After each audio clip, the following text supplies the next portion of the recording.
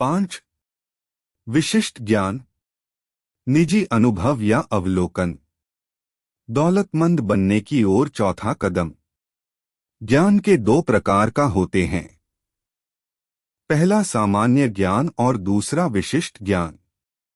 सामान्य ज्ञान चाहे जितना भी अधिक हो, संपत्ति के संग्रह के मामले में यह बहुत अधिक उपयोगी नहीं होता है।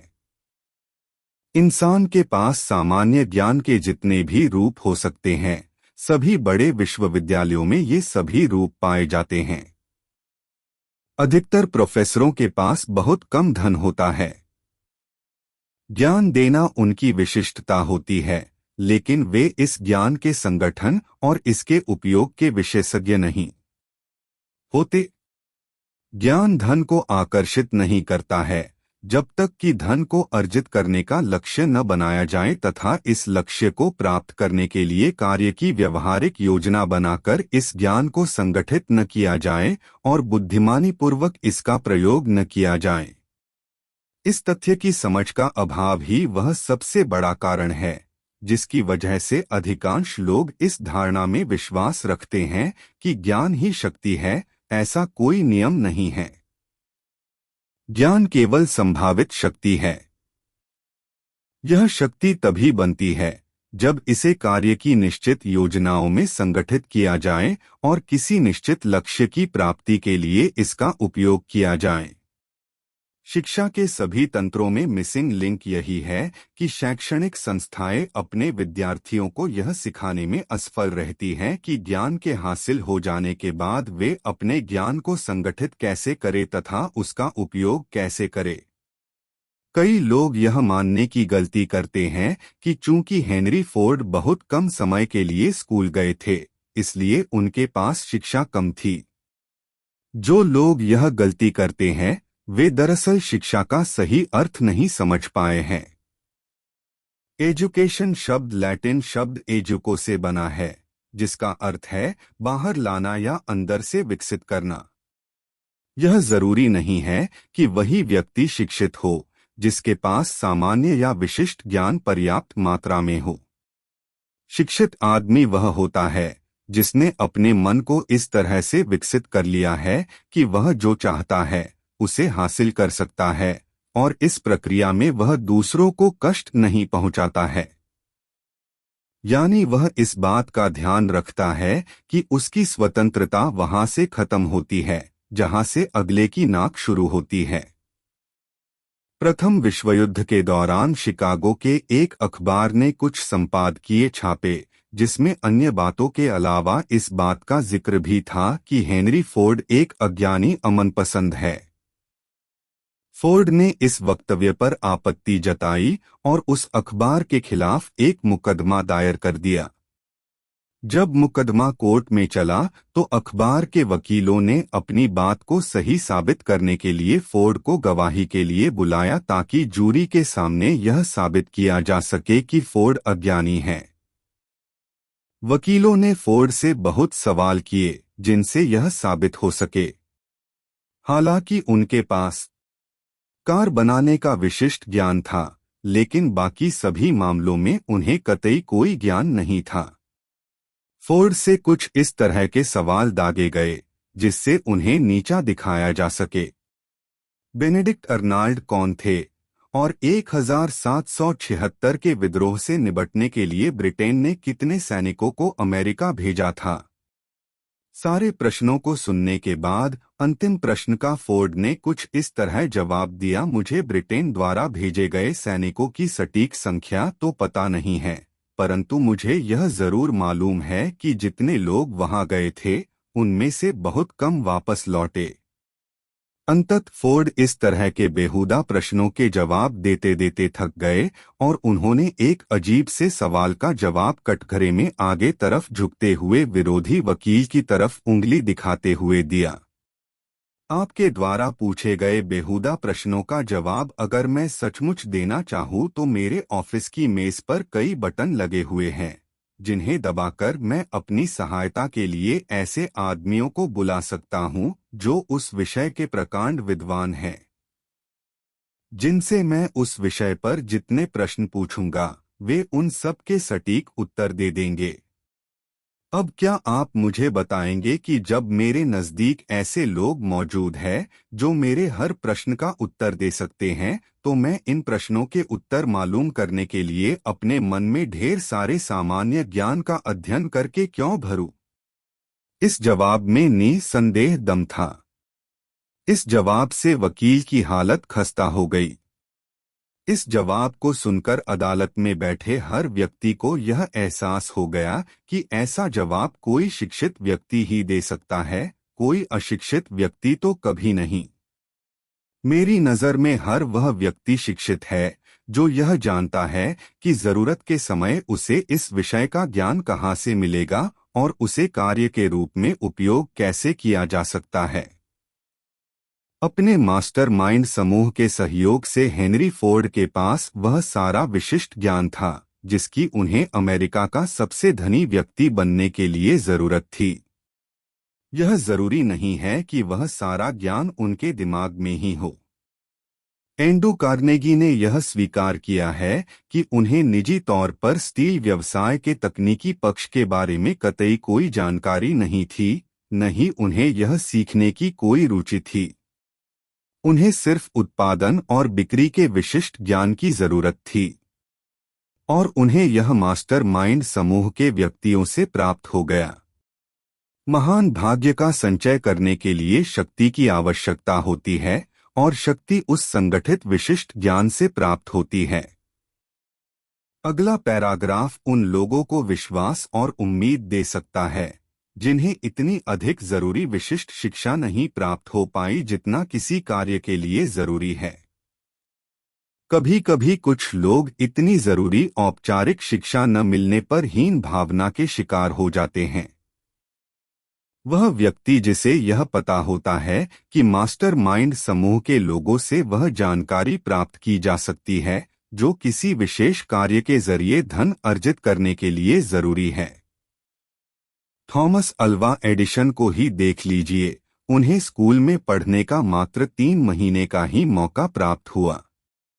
उन्हें कभी शिक्षित होने की कमी नहीं खली और न ही उनकी गरीबी में मृत्यु हुई। हेनरी फोर्ड को भी बहुत ही कम शिक्षा प्राप्त हुई, परंतु उन्होंने काफी धन अर्जित कर लिया। एडिशन और फोर्ड को अधिक औपचारिक शिक्षा से वंचित होना पड़ा, फिर भी वे सफल हुए। यह तथ्य आज के युवा लोगों को बीच में पढ़ाई छोड़ देने के लिए प्रोत्साहित नहीं करती है। आज के दौर में व्यापार की अच्छी शुरुआत करने के लिए एक नियत औपचारिक शिक्षा की खास जरूरत होती है। बेशक ये लोग अपवाद है। वेंडी रेस्टोरेंट की श्रृंखला खोलने वाले देव थॉमस ने भी पढ़ाई बीच में ही छोड़ दी थी, पर सफलता हासिल करने के बाद उन्होंने युवाओं को अपनी पढ़ाई जारी रखने के लिए प्रेरित किया। यहाँ तक वे खुद इसका उदाहरण बने और अपना हाई स्कूल का डिप्लोमा पढ़ाई छोड़ने के 45 वर्ष बाद हासिल किया। उन्होंने जनरल एजुकेशन डेवलपमेंट गेट की परीक्षा में बैठे और उसे उत्तीर्ण किया। यह परीक्षा लगभग हाई स्कूल के समकक्ष थी। उन्हें यह डिप्लोमा उनके समुदाय के एक विशेष समारोह में दिया गया। थॉमस ने उस दिन विद्यालय के 500 विद्यार्थियों को संबोधित किया। हाई स्कूल की शिक्षा बीच में छोड़ने की वजह से मैं बहुत परेशान रहा। मुझे ऐसा लगता था कि अब बहुत देर हो चुकी है, परंतु अब मुझे ऐसा लग रहा है कि शिक्षा अर्जित करने के लिए कभी भी देर नहीं होती है। उम्मीद है कि यह अन्य लोगों को भी प्रेरित करेगा। डिप्लोमा हासिल करने के लिए प्रेरणा उन्हें तब मिली जब वे अपनी जीवनी डेव्स वे को प्रोमोट करने के लिए देश के विभिन्न भागों में कार्यक्रमों में शामिल होते थे। कई शहरों में वे हाई स्कूल पास पत्रकारों से मिलते और बच्चों को अधिक से अधिक शिक्षा प्राप्त करने के लिए प्रेरित करते। पर उन्होंने बताया कि ये हाई स्कूल पास पत्रकार बड़े चालाक होते हैं। वे अक्सर मुझसे पूछते थे, जब आप यह कहते हो कि शिक्षा बहुत जरूरी है, फिर आपने अपनी पढ़ाई बीच में ही क्यों छोड़ दी? आपकी करनी और कथनी में इतना फर्क क्यों है? सच बताऊं, मेरे पास कोई जवाब नहीं होता था।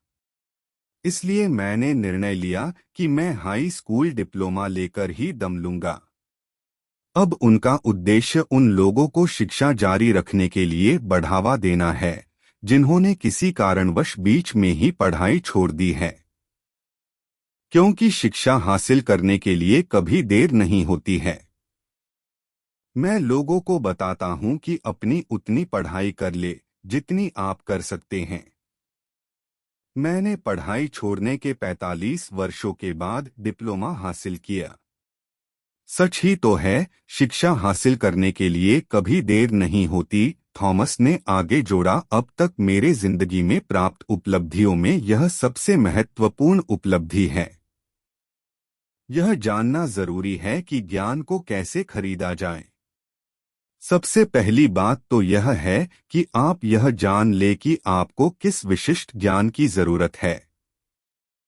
साथ ही आपको यह भी पता होना चाहिए कि आप उस ज्ञान से कौन सा लक्ष्य हासिल करना चाहते हैं। बहुत हद तक जीवन में आपका प्रमुख लक्ष्य वह लक्ष्य है जिसके लिए आप काम कर रहे हैं। यह तय करेगा कि आपको किस ज्ञान की आवश्यकता है। इस प्रश्न का जवाब मिल जाने के बाद आपका अगला कदम यह होगा कि आप वह सही जानकारी हासिल कर ले और इस ज्ञान के विश्वसनीय स्रोतों को खोजें। इनमें से अधिक महत्वपूर्ण है: 1. अपना अनुभव और शिक्षा। 2. दूसरों के सहयोग, मास्टरमाइंड सहयोग के द्वारा उपलब्ध अनुभव शिक्षा। 3. कॉलेज और यूनिवर्सिटी। 4. सार्वजनिक पुस्तकालय। इंसान ने अब तक जितना ज्ञान हासिल किया है वह सारा ज्ञान पुस्तकों और पीरियोडिकल्स के द्वारा हासिल किया जा सकता है। 5. विशेष प्रशिक्षण कोर्स, खास तौर पर नाइट स्कूल और होम स्टडी स्कूल्स। जब ज्ञान हासिल किया जाए उसके बाद अपने निश्चित लक्ष्य के लिए योजना बनाकर इस प्रयोग में लाया जाए। ज्ञान का कोई मूल्य ज्ञान की जरूरत है। फिर यह जाने कि वह विशिष्ट ज्ञान आपको किन विश्वसनीय स्रोतों से मिल सकता है। तो हर क्षेत्र में सफल लोग अपने प्रमुख लक्ष्य, बिजनेस या प्रोफेशन से संबंधित विशिष्ट ज्ञान हासिल करते ही रहते हैं। यह सिलसिला कभी खत्म नहीं होता। जो लोग सफल नहीं हैं, वे आम तौर पर इस गलतफहमी के शिकार होते हैं कि स्कूल की पढ़ाई खत्म होने के बाद सीखने का दौर समाप्त हो जाता है। सच्चाई यह है कि स्कूल की पढ़ाई तो सिर्फ विद्यार्थी को वह रास्ता भर है जिसके द्वारा व्यावहारिक ज्ञान हासिल किया जा सकता है। आज का युग विशिष्टता का युग है। कोलंबिया यूनिवर्सिटी के प्लेसमेंट डायरेक्टर रॉबर्ट पी मूर ने इस सच्चाई को एक अखबार में रेखांकित किया था। कई वर्षों बाद रोजगार देने वाले कंपनी के सलाहकारों ने बताया कि नियोक्ता जो कैंपस में नौकरी के लिए छात्रों को हायर करने जाते हैं, वे किसी विशेष क्षेत्र जैसे business management, computer science, mathematics, chemistry जैसे विषयों की पढ़ाई किए होते हैं, उन्हें तवज्जो देते हैं, क्योंकि ऐसे व्यक्तियों को बड़ी जल्द ही उत्पादन में लगाया जा सकता है, बजाय उन विद्यार्थियों के जिन्होंने कला की व्यापक किंतु उत्पादन के लिहाज से अनुपयोगी पढ़ाई की है। कई ऐसे विद्यार्थी होते हैं जिनमें बहुत योग्यता होती है, पर 18 से 20 वर्ष की उम्र में वे निश्चित नहीं होते, जिस वजह से वे किसी विशिष्ट कोर्स को नहीं चुन पाते हैं जिससे उनका करियर बन सके। इनमें से कई लोगों ने ग्रेजुएशन में विविध पढ़ाई करने के बावजूद पोस्ट ग्रेजुएशन में करियर उपयोगी शिक्षा हासिल कर सकते हैं। इस पुस्तक के युवा पाठकों को किसी करियर उपयोगी कोर्स के लिए तब तक नहीं भागना चाहिए जब तक वे इसके अवसरों और नुकसान की संपूर्ण जानकारी नहीं हासिल कर लेते हैं। कई यूनिवर्सिटी और कॉलेज इन सभी के बारे में गाइडेंस उपलब्ध कराते हैं जिससे विद्यार्थी अपने लिए सही निर्णय ले सके। अगर ऐसी कोई भी सुविधा उपलब्ध नहीं है तो विद्यार्थियों को इन क्षेत्रों के बारे में अधिक से अधिक पढ़ना चाहिए और अधिक से अधिक उन लोगों से बात करनी चाहिए जो इस तरह के क्षेत्र में कार्यरत है। हर करियर को यूनिवर्सिटी डिग्री की जरूरत नहीं होती। आज के दौर में कुछ अलग तरह के ट्रेनिंग कोर्स भी उपलब्ध है। कई यूनिवर्सिटी ने उन लोगों के एजुकेशन प्रोग्राम शुरू किए हैं जिन्हें करियर उपयोगी ज्ञान की जरूरत है। कुछ सर्टिफिकेट प्रोग्राम भी उन लोगों के लिए चलाती है जिन्हें अपनी कौशल को अतिरिक्त उपयोगी बनाना होता है। ये कोर्स अधिकांशतः शाम को या फिर सप्ताहांत में दिए जाते हैं जिससे नौकरी पेशा करने वाला व्यक्ति भी शामिल हो सके। होम स्टडी प्रोग्राम को डिस्टेंस लर्निंग प्रोग्राम के नाम से जाना जाता है, जो पत्राचार या फिर इंटरनेट के माध्यम से उपलब्ध होते हैं। इस तरह की शिक्षा का सबसे बड़ा फायदा यह होता है कि आपके पास जब भी वक्त हो आप पढ़ सकते हैं। अगर इस तरह के कोर्स सावधानी से चुने गए हैं तो ये आपको स्पष्टीकरण और अधिक जानकारी के लिए मेल में बहुमूल्य उपयोगी शिक्षा उपलब्ध कराते हैं। इससे कोई फर्क नहीं पड़ता कि आप कहाँ रहते हो। अगर आपके पास स्वयं का अनुशासन है तो आप इन प्रोग्राम से वह विशिष्ट ज्ञान अर्जित कर उस बर्बाद हुए अवसर की भरपाई कर सकते हैं जो स्कूलिंग के समय पर मुफ्त में उपलब्ध थी। होम स्टडी प्रोग्राम खासकर उन लोगों के लिए है जो फिर स्कूल जाकर नहीं पढ़ सकते और नौकरी करते हुए अतिरिक्त विशिष्ट ज्ञान अर्जित सकते हैं। आजकल लगातार बदल रही अर्थव्यवस्था के कारण यह हजारों लोगों के लिए बहुत जरूरी हो गया है कि उनके पास पैसा कमाने के अन्य साधन भी होने चाहिए।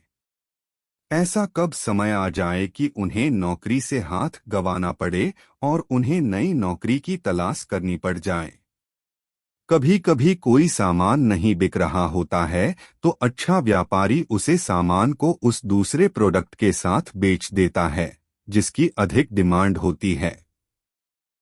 अगर उनकी सर्विस अपेक्षित परिणाम नहीं दे पा रही है तो उन्हें अपने प्लान में बदलाव करने की जरूरत होती है जहां से उन्हें बेहतर परिणाम हासिल हो सके। जिन लोगों ने स्कूलिंग के बाद सीखना छोड़ दिया वे लोग संपूर्ण जीवन मध्यम वर्गीय जीवन यापन करते हैं।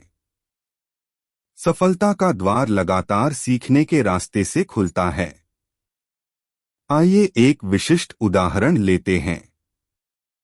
ग्रोसरी स्टोर के एक सेल्समैन ने अचानक अपने आप को बेरोजगार पाया। क्योंकि उसके पास बुककीपिंग का कुछ अनुभव था इसलिए उसने अकाउंटिंग का कोर्स किया।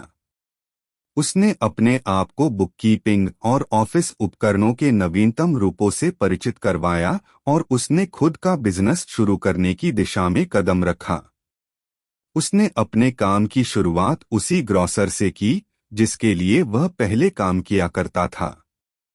इसके बाद उसने 100 से अधिक व्यापारियों से कॉन्ट्रैक्ट किया कि वह उनका हिसाब किताब रखेगा और बदले में नाम मात्र का मासिक शुल्क लेगा।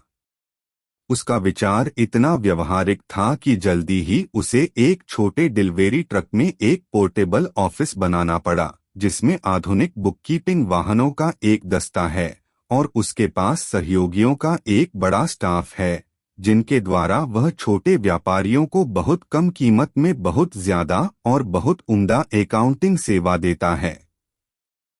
विशिष्ट ज्ञान और कल्पना वे तत्व थे जिनके कारण यह अद्भुत एवं सफल बिजनेस बन पाया। पिछले साल इस बिजनेस के मालिक ने जितना इनकम टैक्स चुकाया वह उस आदमी से 10 गुना था जो उसे तब होती थी जब वह ग्रोसरी की दुकान में सेल्समैन हुआ करता था। इस सफल बिजनेस की शुरुआत सिर्फ एक विचार से हुई। बेरोजगार सेल्समैनों को यह विचार देने के बाद मैं अब एक और विचार देना चाहता हूं जिसमें इससे भी ज्यादा आमदनी की संभावना है। यह विचार उस सेल्समैन द्वारा सुझाया गया था जिसने सेलिंग छोड़ दी और वह होलसेल स्तर पर बुककीपिंग के बिजनेस में गया। जब उसकी बेरोजगारी की समस्या के बारे में यह प्लान सुझाया गया तो उसने तुरंत कहा, मुझे विचार पसंद आया, परंतु मैं नहीं जानता कि इसे क्ष में कैसे बदला जाए। दूसरे शब्दों में उसने शिकायत की कि बुककीपिंग का ज्ञान हासिल करने के बाद उसे यह मालूम नहीं था उसकी मार्केटिंग कैसे की जाए। इसलिए उसने एक और समस्या की जिसे सुलझाया जाना था। एक युवा महिला टाइपिस्ट की मदद से इसने पूरी कहानी लिखी और एक बहुत आकर्षक पुस्तक तैयार की जिसमें बुककीपिंग के नए सिस्टम के लाभों का वर्णन किया गया था। सभी पृष्ठों को सुंदरता से टाइप किया गया और एक साधारण स्क्रैप बुक में लगा दिया गया जिसमें नए बिजनेस की कहानी इतने प्रभावी ढंग से कही गई थी कि इसके मालिक के पास इतने ज्यादा अकाउंट आ गए कि उन्हें संभालने में उसे बड़ी मशक्कत करनी पड़ी। देश भर में ऐसे हजारों लोग हैं जिन्हें ऐसे मार्केटिंग विशेषज्ञ की सेवाओं की जरूरत है जो उनकी व्यक्तिगत सेवाओं की मार्केटिंग कर सके और उनके लिए एक आकर्षक बायोडाटा तैयार कर सके। यहाँ पर जो विचार दिया जा रहा है वह आवश्यकता की उपज था, आपातकालीन परिस्थिति में उठाया गया कदम था, परंतु इससे एक से अधिक लोगों का भला हुआ। वह महिला जिसके दिमाग में यह विचार आया, उसकी कल्पना शक्ति बहुत पैनी थी। उसने तत्काल समझ लिया कि इस विचार में एक नए प्रोफेशन को शुरू करने की ताकत थी जिसके द्वारा उन हजारों लोगों के सेवा की जा सकती थी जिन्हें व्यक्तिगत सेवाओं की मार्केटिंग करने के लिए प्रैक्टिकल मार्गदर्शन की जरूरत थी। जब इस महिला को व्यक्तिगत सेवाओं की मार्केटिंग करने के अपने पहले प्लान में तत्काल सफलता मिली तो उसे प्रेरणा मिली।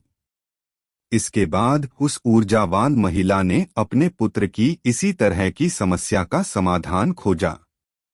उसका पुत्र अभी अभी कॉलेज से निकला था, परंतु उसे नौकरी नहीं मिल पा रही थी। उस महीने ने अपने पुत्र के लिए जो मार्केटिंग प्लान बनाया वह व्यक्तिगत सेवाओं को बेचने का मेरे द्वारा लिखा गया सर्वश्रेष्ठ उदाहरण है। जब प्लान पुस्तिका पूरी हुई तो इसमें टाइप किए हुए 50 पेज थे और संपूर्ण जानकारी दी गई थी। इस प्लान पुस्तिका में यह भी बताया गया था कि उसके पुत्र को किस तरह का पद चाहिए। इसके अलावा इसमें यह भी स्पष्ट रूप से बताया गया था कि वह उस पद पर किस तरह काम करेगा। प्लान पुस्तिका की तैयारी में कई सप्ताह की मेहनत लगी, जिस दौरान उस महिला ने अपने पुत्र को हर दिन सार्वजनिक लाइब्रेरी में भेज जहां से वह अपनी नौकरी से जुड़ी हुई सर्वश्रेष्ठ किताबों से डाटा लेकर आता। उसने अपने पुत्र को उसके संभावित नियोक्ता के सभी प्रतियोगियों के पास भी भेज और यह महत्वपूर्ण जानकारी हासिल करवाई कि उनके लिए बिजनेस की कौन सी विधियां महत्वपूर्ण है। प्लान बनाने में यह जानकारी बहुत महत्वपूर्ण साबित हुई क्योंकि इसके द्वारा यह जाना गया कि वह अपने अपेक्षित पद पर किस तरह काम करेगा। जब प्लान बनकर तैयार हो गया तो इसमें आधा दर्जन से अधिक श्रेष्ठ सुझाव थे जिनके द्वारा संभावित नियोक्ता को लाभ हो सकता था और उसका बिजनेस को बेहतर बन सकता था। आपकी इच्छा हो सकती है कि आप पूछें, नौकरी हासिल करने के लिए इतनी मशक्कत करने की क्या जरूरत है? इसका जवाब यह है, किसी काम को अच्छी तरह से करने में थोड़ी मशक्कत हो जाती है तो कोई बुरा नहीं है। उस महिला ने अपने पुत्र के हितों को ध्यान में रखते हुए जो प्लान बनाया उससे उसे पहले ही इंटरव्यू में वह नौकरी मिल गई जिसके लिए उसने आवेदन किया था और उसे वही वेतन दिया गया जो उसने मांगा था। यही नहीं, इससे भी ज्यादा महत्वपूर्ण बात यह है कि उसे नीचे के स्टार से शुरुआत नहीं करनी पड़ी। उसने जूनियर एग्जीक्यूटिव के पद पर एग्जीक्यूटिव की तनख्वाह पर अपना कैरियर शुरू किया। इतनी मशक्कत क्यों करना? इसलिए क्योंकि अगर इस युवक ने नीचे से शुरुआत की होती और उसने निरंतर तरक्की की होती तो उसे इतने ऊपर उठने में कम से कम 10 साल का समय लगता, जबकि सुनियोजित प्रस्तुति की वजह से उसे एक ही झटके में वह नौकरी मिल गई। नीचे से नौकरी शुरू करना और ऊपर के पदों पर निरंतर तरक्की करने का विचार हालांकि दमदार नजर आता है, परंतु इसमें सबसे बड़ी आपत्ति यह है, ज्यादातर लोग नीचे से शुरुआत करते हैं और वे अपने सर को इतना ऊपर नहीं उठा पाते कि अफसर उन्हें देख पाए और इसलिए वे हमेशा नीचे ही बने रहते हैं। हमें यह भी याद रखना चाहिए कि नीचे से जो दृश्य दिखता है वह इतना आकर्षक नहीं होता। इसमें महत्वाकांक्षा का गला घुटने की प्रवृत्ति होती है। हम इसे रूटीन में फंसना भी कह सकते हैं, जिसका अर्थ यह है कि हमें इसकी आदत पड़ जाती है। इसलिए हम अपनी तकदीर को स्वीकार कर लेते हैं और डेली रूटीन की आदत डाल लेते हैं। यह आदत अंततः इतनी प्रबल हो जाती है कि हम इससे बाहर निकलने की कोशिश करना ही छोड़ देते हैं। यह एक और कारण है जिसकी वजह से हमें सबसे नीचे की पायदान से एक या दो पायदान ऊपर से शुरुआत करनी चाहिए। ऐसा करने से आदमी यह आदत डाल लेता है ताकि वह अपने चारों तरफ देख सके कि लोग किस तरह आगे बढ़ रहे हैं। फिर वह अवसरों को पहचान सके और उन्हें गले लगाकर बिना झिझक आगे बढ़ सके। डैन हेल्पिन का उदाहरण एक बहुत अच्छा उदाहरण है। अपने कॉलेज के दिनों में वे प्रसिद्ध 1930 national championship Notre Dame football team के मैनेजर थे, जब यह स्वर्गीय न्यूट रोकने के निर्देशन में थी। हेल्पिन ने बड़े ही निराशजनक समय में अपना कॉलेज पूरा किया क्योंकि उस वक्त मंदी के कारण नौकरियां कम हो गई थी। इसलिए इन्वेस्टमेंट बैंकिंग और मोशन पिक्चर्स में हाथ पावन मारने के बाद उन्होंने अपने भविष्य की संभावना का पहला कदम पहचाना, कमीशन बेसिस पर बिजली के हियरिंग एड्स बेचना। लगभग 2 सालों तक उसने यह काम लगातार किया, हालांकि वह इस काम को कतई पसंद नहीं करता था और वह कभी ऊपर नहीं उठ पाया होता अगर उसने अपने असंतोष को दूर न किया होता। उसने सबसे पहले तो वह लक्ष्य बनाया कि वह अपनी कंपनी का असिस्टेंट सेल्स मैनेजर बने और उसे यह नौकरी मिल गई। ऊपर की तरफ उठाए गए इस कदम ने उसे भीड़ के इतना ऊपर उठा दिया जिससे वह अधिक बड़े अवसर देख पाया। इसके अलावा उसने अपने आप को इतना ऊपर उठा लिया था जहां अवसर उसे देख सके। उसने अपने हियरिंग एड बेचने के मामले में इतना शानदार रिकॉर्ड बनाया था कि प्रतिद्वंदी कंपनी डिक्टोग्राफ प्रोडक्ट्स कंपनी के चेयरमैन एंड्रयूज ने यह जानना चाहा कि आखिर डैन हेल्पिन नाम का यह आदमी कौन है जो लंबे समय से काम कर रही डिक्टोग्राफ कंपनी की सेल इतनी कम करवा रहा है। उसने हेल्पिन को मिलने के लिए बुलाया। जब इंटरव्यू खत्म हुआ तो हेल्पिन नया सेल्स मैनेजर बन गया, जिसे अकाउस्टिकन डिवीजन का चार्ज दे दिया गया था। फिर यह देखने के लिए कि युवा हेल्पिन किस मिट्टी का बना है, मिस्टर एंड्रयूज 3 महीने के लिए फ्लोरिडा चले गए और हेल्पिन को सूखे हाल पर छोड़ दिया, चाहे वह डूबे या मरे। वह डूबा नहीं। न्यूट रोकने की भावना सारी दुनिया उगते हुए सूरज को प्रणाम करती है, डूबते हुए सूरज को कोई देखता भी नहीं, ने उसे प्रेरित किया। उसने अपने काम को इतने बढ़िया ढंग से किया कि वह अपनी कंपनी का वाइस प्रेसिडेंट चुन लिया गया। यह एक ऐसा पद था जिसे अधिकांश लोग 10 साल की निष्ठा भरी मेहनत के बाद हासिल करके गर्व का अनुभव करते। हेल्पिन को यह पद 6 महीने से भी कम में मिल गया था। इस पूरी फिलॉसफी में मैं इस बिंदु पर जोर देने की कोशिश कर रहा हूं कि अगर हम चाहे तो हम उन परिस्थितियों को नियंत्रित करने में सक्षम हैं जिनके द्वारा हम ऊंचे पदों पर पहुंचते हैं या नीचे ही बने रहते हैं। इस बात पर जोर देने की कोशिश कर रहा हूं कि सफलता और असफलता दोनों ही बहुत हद तक आदत परिणाम है। मुझे जरा भी संदेह नहीं है कि अमेरिका के महानतम फुटबॉल कोच के साथ करीबी रूप से जुड़े रहने के कारण डैन हेल्पिन मन में सर्वश्रेष्ठ बनने की प्रबल इच्छा थी, जिसने नोट्रे डेम फुटबॉल टीम को विश्व प्रसिद्ध बनाया। यह सच है कि हीरो का अनुसरण एक बहुत अच्छा विचार है, बशर्ते आप विजेता का अनुसरण करें। असफलता और सफलता दोनों ही स्थितियों में बिजनेस सहयोगी महत्वपूर्ण होते हैं। इस सिद्धांत में मेरा विश्वास तब सही साबित हुआ जब मेरा पुत्र ब्लेयर डैन हेल्पिन के साथ एक पद के बारे में चर्चा कर रहा था। प्रतियोगी कंपनी उसे जितनी तनख्वाह देती, श्रीमान हेल्पिन ने उसके सामने प्रारंभ में उससे आधी तनख्वाह का प्रस्ताव रखा।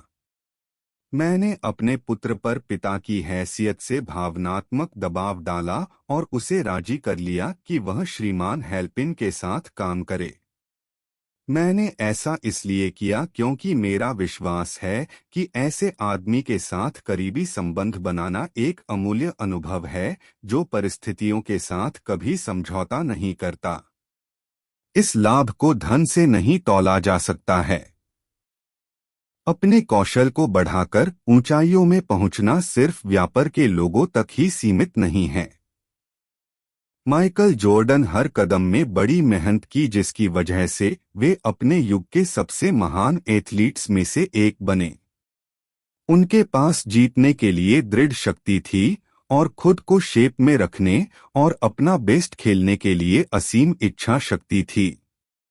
वह दिन प्रतिदिन अपने मानकों को ऊंचा करने और अपने रिकॉर्ड को सुधारने के लिए प्रतिबद्ध थे। जॉर्डन ने बचपन में ही यह तथ्य सीख लिया था। हाई स्कूल में उन्हें टीम से निकाल दिया गया था, पर उनकी टीम में वापस लौटने की प्रतिबद्धता ने उन्हें अधिक अभ्यास करने के लिए प्रेरित किया, जो वे आज भी अनुसरण करते हैं। वे हर कदम को चुनौती की तरह लेते हैं और हर नए वर्ष को उम्मीदों की तरह स्वागत करते हैं। खेल से कुछ वर्ष दूर रहने के पश्चात जब उन्होंने बास्केटबॉल में वापसी की तो उनके आलोचकों ने कहना शुरू कर दिया कि उनका शिखर का वक्त जा चुका है, अब वे धीरे पड़ गए हैं और कोई भी चैंपियनशिप जीत नहीं सकते। उन्होंने इस आलोचना को चुनौती की तरह लिया। वे और अधिक मेहनत करने लगे, हमेशा से अधिक। उन्होंने पर्सनल ट्रेनर के साथ 1 वर्ष का ट्रेनिंग प्रोग्राम प्लान किया, अपने जिम पर और अधिक मेहनत करने लगे। उन्होंने पाया कि जैसे जैसे आगे बढ़ते हो वैसे वैसे शरीर के लक्षण आपको बताने लगते हैं कि शरीर को किस तरह ऐसे शेप में लाया जा सकता है जिससे चैंपियनशिप स्तर पर लगातार खेला जा सके। परिणाम बहुत बढ़िया निकले। जॉर्डन ने अपनी टीम को 1996 और 1997 के चैंपियनशिप में जीत दिलाई और खुद दोनों ही वर्ष मोस्ट वैल्यूएबल प्लेयर का खिताब भी ले गए। माइकल जॉर्डन की दृढ़ता हमें यह सिखाती है कि किसी तरह प्रतिबद्ध होकर अपने उम्र और अपने आलोचकों से आगे बढ़ा जा सकता है। प्रतिबद्धता सिर्फ पहला कदम है, इसके बाद कठिन परिश्रम, शारीरिक और मानसिक व्यायाम भी बहुत जरूरी है जो आपको शिखर पर पहुंचा सकता है। नीचे से शुरू करना ठीक नहीं है। किसी भी आदमी के लिए निकाल स्थान बोरियत भरा, भयावह और लाभहीन स्थान है। इसलिए मैंने इस बारे में इतने विस्तार से बताया है कि अगर सही योजना बनाई जाए तो नीचे शुरुआत करने को किस तरह रोका जा सकता है। जिस महिला ने पाने बेटे के लिए पर्सनल सर्विस सेल्स प्लान बनाया था, उसे देश भर से लोगों के यह आग्रह मिले कि वह उनके लिए भी इसी तरह के प्लान बना दे। ये सभी लोग उसका सहयोग थे ताकि उन्हें अपनी व्यक्तिगत नौकरियों के बदले अधिक धन प्राप्त हो सके। हमें यह नहीं मान लेना चाहिए कि उस महिला की योजना सिर्फ चतुराई भरी सेल्समैनशिप थी, जिसके द्वारा वह उन लोगों को उन्हीं के सेवाओं के बदले में अधिक धन दिलवाती थी जिन्हें वे पहले कम दामों में बेच रहे थे। वह व्यक्तिगत सेवाओं के विक्रेता के अलावा उनके खरीदार का भी ध्यान रखती थी और इसलिए वह इस तरह की योजना बनाती थी जिससे नियोक्ता को उस अतिरिक्त धन के बदले में पूरा मूल्य मिले। अगर आपके पास कल्पना है और अगर आप अपनी व्यक्तिगत सेवाओं के बदले में अधिक लाभदायक विकल्प खोज रहे हैं तो यह सुझाव आपके लिए प्रेरक साबित हो सकता है। इस विचार से इतनी अधिक आमदनी संभव है जो औसत डॉक्टर, वकील या इंजीनियर को भी नहीं होती, जिसने कॉलेज में कई साल तक अपने विषय की शिक्षा हासिल की है। दमदार विचारों की कोई निश्चित कीमत नहीं होती। सारे विचारों के पीछे विशेषज्ञ ज्ञान होता है। दुर्भाग्य से जिन लोगों के पास प्रचुरता में धन नहीं होता, उनके लिए विचारों की तुलना में विशिष्ट ज्ञान अधिक प्रचुर मात्रा में होता है और अधिक आसानी से हासिल किया जा सकता है। इस सच्चाई के कारण उस आदमी की शाश्वत मांग रहती है और उस आदमी के सामने अथाह अवसर होते हैं जो व्यक्तिगत सेवाओं को बेचने में लोगों की मदद करने में सक्षम है। सक्षमता का अर्थ है कल्पना, वह गण जो विशिष्ट ज्ञान को विचारों से जोड़ता है, एक ऐसी व्यवस्थित योजना के रूप में जिसका लक्ष्य होता है अधिक धन प्रदान करना। अगर आप में कल्पना है तो यह अध्याय आपको एक विचार प्रदान कर सकता है जिससे आपको वह दौलत मिलनी शुरू हो जाएगी जिसकी आप इच्छा रखते हैं। याद रखें, विचार बहुत ही महत्वपूर्ण है। विशिष्ट ज्ञान आपको कहीं पर भी मिल सकता है, यानी किसी भी चौराहे पर या गली में।